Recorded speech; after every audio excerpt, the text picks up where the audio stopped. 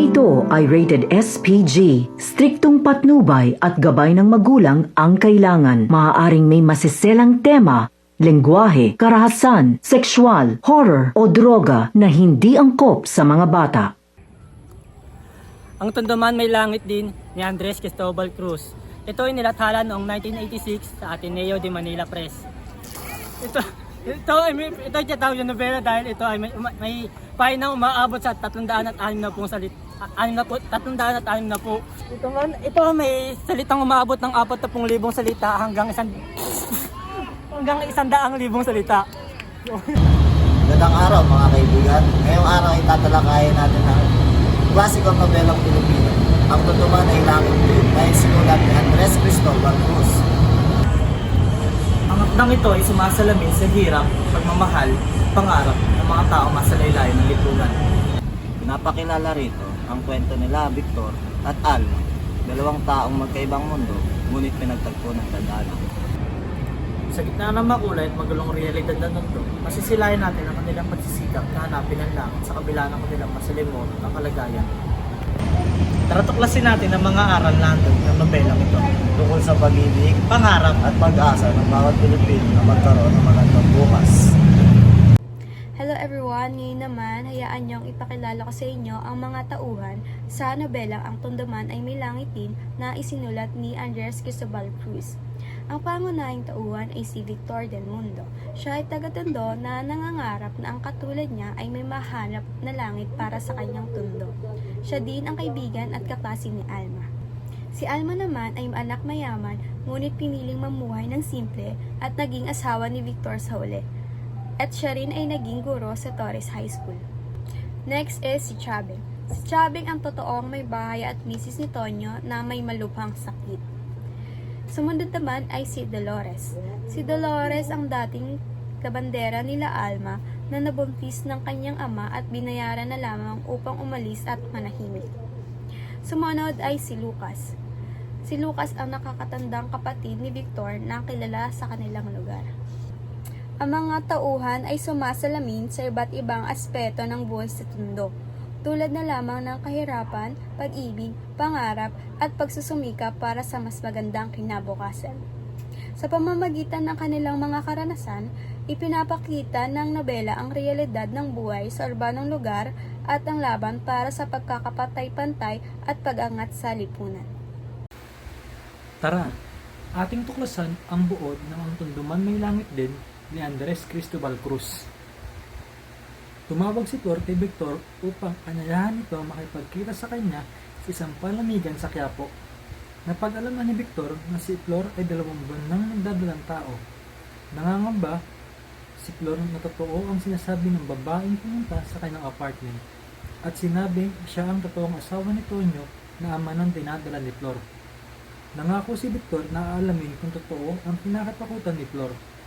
Nahuli si Victor sa usapan nilang pagkikita ni Alma sa labi ng pamantasan ng kanilang pinapasukan. Pagkatapos ng unang klase, ay napagpasyahan nilang dumalo sa apartment ni Flor. Pagkatapos ng kanyang pagdalaw kay Flor, agad siyang umuwi. At namataan niyang nagiinuman sina Lucas at mga kaibigan nito sa isang restaurant sa looban ng Tondo. Muntik nang magkagulo sa loob ng restaurant at buti na lamang ay napigilan niyon ni Victor. Ngunit nang papauwi na sila ni Lucas ay nakaharap muli nila ang mga waray at ay pagbakbakan ng mga iyon sa kanila. Kumalat sa looban ang tungkol sa pagbakbakan nila Victor at Lucas.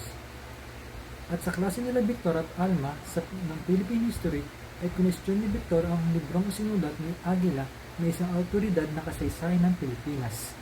Sa araw din na iyon ay bumili si Alma ng bago niyang talaarawan. Sa gabi na iyon ay nagkaroon muli ng masamang panaginip si Alma tungkol sa kanyang ama at kay Dolores sa dati nilang katulong. Kinabukasan ay nagpaalam si Alma sa kanyang daddy at mommy na magkakaroon ng party para sa nalalapit niyang graduation.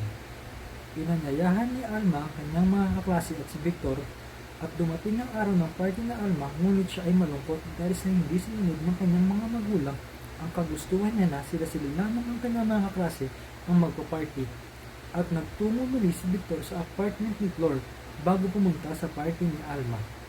Nagtalo silang dalawa tungkol sa kagustuhan ni Flor na hindi na maaari pang mangyari. At pagkatapos ng pagkatalong iyon, ay pumunta na si Victor sa bahay nila Alma.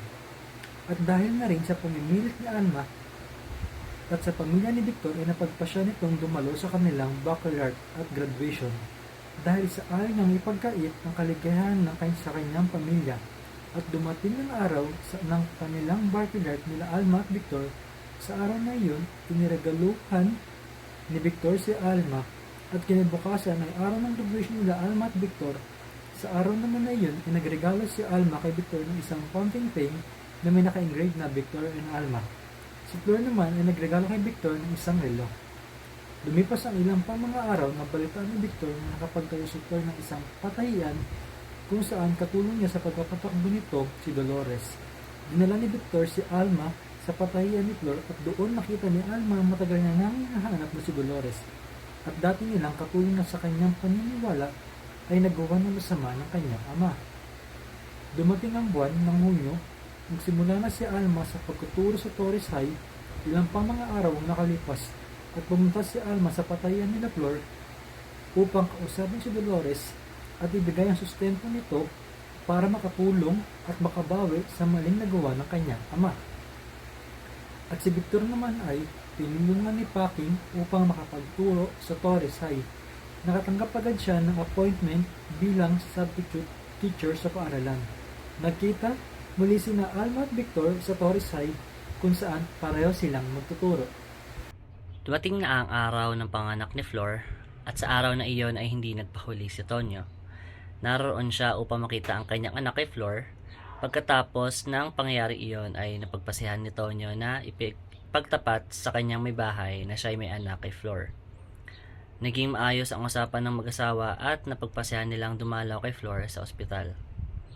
Hindi na napigilan ni Alma ang kanyang damdamin at napagpasihan niyang ipagtapat na kay Victor ang kanyang nadarama.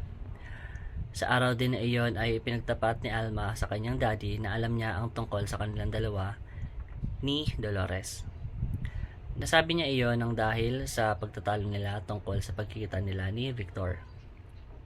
Kinabukasan ay pinadala ni Alma ang kanyang bag kay Victor at sa di sinasadya ay nakita ni Victor ang tala-arawan ni Alma. Hindi umaamin si Victor kay Alma nang tanungin siya nito kung nakabasa niya ang tala-arawan nito.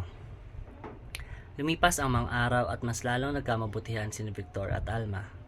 Hanggang sa dumating ang isang araw na hindi nila napigilan ang damdamin ng isa't isa at sila ay nagpasya ng magpakasal. Pumunta si Victor sa bahay nila Alma upang hingin ang kamay ni Alma sa ama nito. Hindi naman tumutol ang ama ni Alma at masaya pa ito para sa dalawa. Napagpasya nila sa lalong madaling panahon ay ikakasal sila. Dumating ang araw ng kasal, simple lamang ang pag-aayos dito at kakaunti lamang ang inibitahan, ngunit sa kabila nito ay masayang idinaos nila Alma at Victor ang araw ng kanilang pag-iisang dibdib.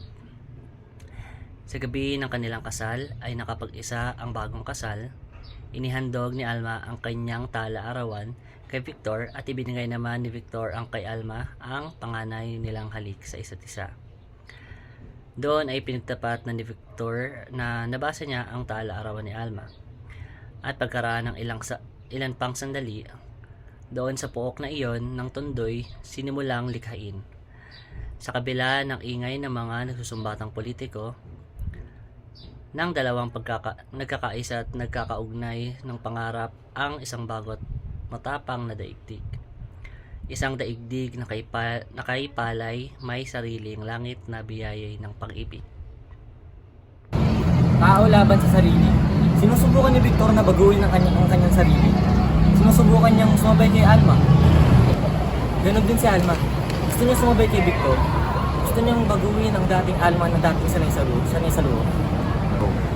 Tao, laban sa lipunan.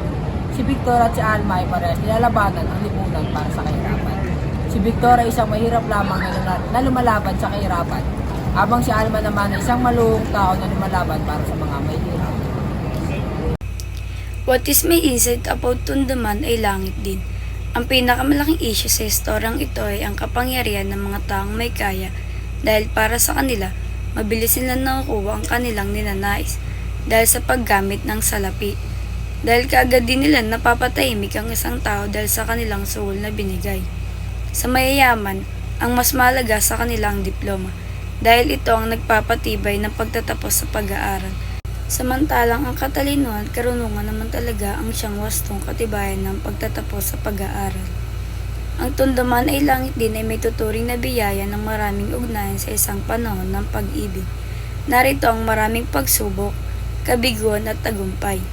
Ang diwang espiritual damdamin mapaghimagsik, ang pagkilos na makataot at makabayan. Oh, hello guys! I already read the book Ang Tandaman May Langit Din by Andres Cristobal. So someone says now, would you recommend this novel to everyone? So I said, of course I will. Because the novel is such a great and good novel, I swear. It shows affection of love. It discusses Victor truly loves Alma. So in this generation, we can apply it. So if I were you, I would recommend a Tandaman May Langit Din by Andres Cristobal.